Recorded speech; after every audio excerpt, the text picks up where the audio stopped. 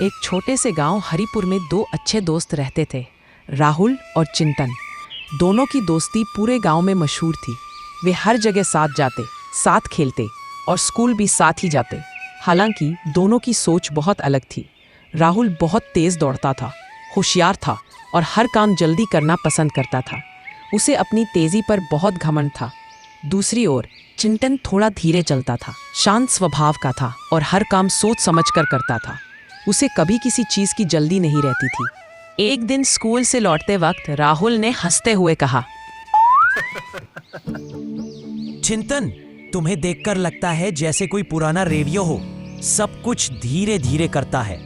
चिंतन मुस्कुरा धीरे सोचना और चलना बुरी बात तो नहीं, लेकिन बिना सोचे चलना और काम करना हमेशा अच्छा नहीं होता। अगर कभी गांव में संकट आ गया तो तुम तो कुछ नहीं कर पाओगे।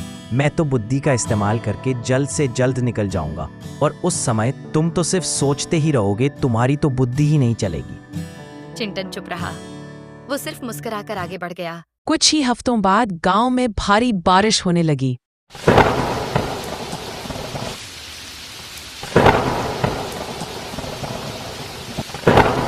बाढ़ आ गई और खेतों में खड़ी सारी फसलें बह गईं। गांव में खाने की भारी कमी हो गई। सब परेशान थे। राहुल बहुत घबरा गया। वह खाना ढूंढने आसपास के गांवों में दौड़ दौड़ कर जाने लगा, लेकिन कहीं कुछ नहीं मिला।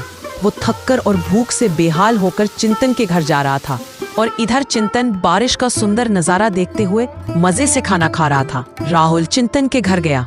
राहुल चिंतन को देखकर दंग रह गया और बोला, चिंतन, तुम्हारे पास खाना कैसे आ गया? गांव के सभी लोगों के पास तो खाना और अनाज कुछ भी नहीं बचा है।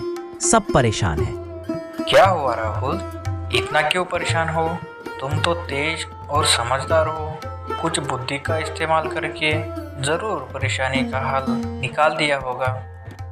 किया था, दौड़ दौड़ कर दूसरे गांव जाकर देखा, कुछ भी खाने को नहीं मिला। लेकिन तुमने कैसे किया? मुझे भी बहुत भूख लगी है। तुम्हारे पास कुछ खाने को है? चलो मैं कुछ दिखाता हूँ। चिंतन ने राहुल को दूसरे कमरे में ले गया और कहा, मैंने पहले ही सोचकर थोड़ा थोड़ा खाना इकट्ठा कर रखा था। राहुल हैरान रह गया। तुमने कैसे सोच लिया कि खाने की कमी हो सकती है? मैं हर साल थोड़ा थोड़ा अनाज और सूखे फल जमा करके रखा था ताकि आपातकाल में काम आए। राहुल शर्मिंदा हुआ और बोला, मुझे माफ करना चिंतन, मैं तो हमेशा तुम्हारी धीमी सोच का मजाक उड़ाता था, लेकिन असली समझदारी तो तुम्हारे पास है। कोई बात नहीं राहुल, लेकिन एक वादा करो, आगे से सोच समझकर काम करेगा और तेजी पर कभी घमंड नहीं करेगा।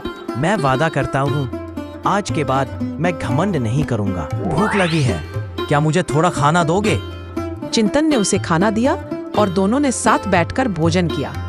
राहुल ने पहली बार समझा कि तेज होना ही सब कुछ नहीं होता। तैयारी और समझदारी कहीं ज्यादा जरूरी है। जब गांव की हालात सुधारी, दोनों दोस्त ने मिलकर बच्चों को स्वावलंबी और आपदा प्रदान सिखाने की एक छोटी क्लास शुरू की।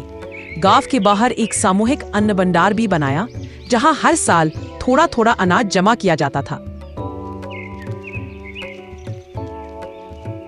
चिंतन, तुम्हारी सोच से अब कितना भी संकट आए, लोगों को भूख से परेशानी नहीं होगी।